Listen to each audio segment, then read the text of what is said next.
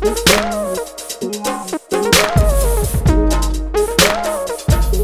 family, it's Jaqui Rogers with Mama to Mama, and I am so excited to talk to you today about the first of a three-part conversation around introducing the power of no in your home. And today we're going to talk about consent.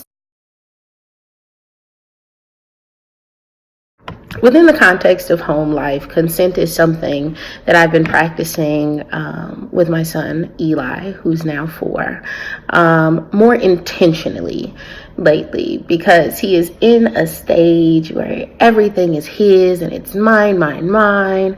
And so this concept of sharing is important, but also making space for him to recognize that things that do not belong to him shouldn't be assumed to be automatically accessible either.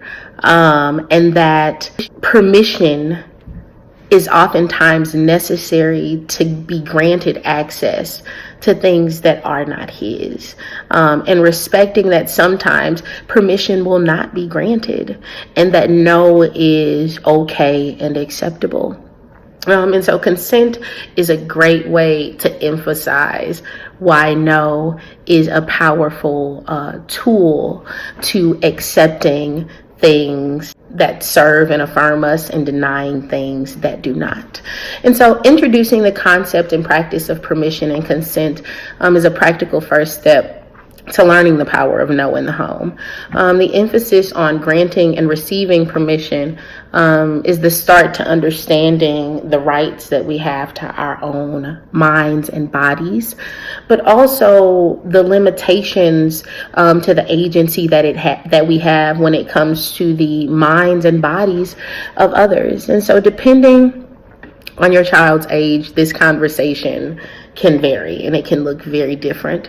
And so speaking in terms of having conversations and practicing consent with a 4-year-old, I ask Eli if I can hug and kiss him. I don't assume that just because he's let me hug and kiss him before, that today is a day that he wants to receive that. And so practicing that gives him an opportunity to decline or accept my offer. And either way, I honor his choice. Additionally, at bath time now, he's old enough where he can wipe his own penis and behind. However, sometimes mama knows that you may have missed a spot. But before I grab the towel and say, let me get it, I ask him, I inform him first and foremost what's happening with his body. And then I ask if I can have permission to follow up behind him to make sure we got it all.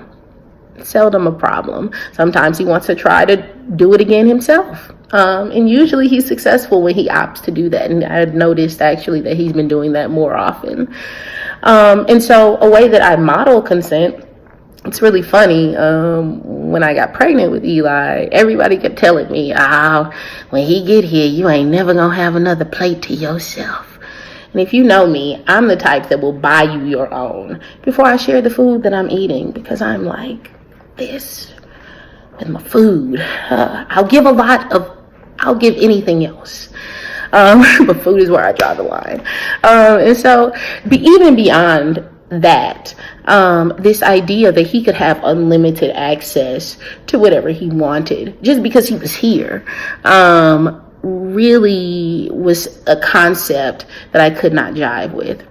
And so I am proud to say that my plate is typically mine. And if I know that he's fed, sometimes I'll share, sometimes I'll decline, but it's usually not a big deal now. But we went through it. Additionally, when it comes to space, he must ask permission before he just walks into my room, before he touches things that do not belong to him.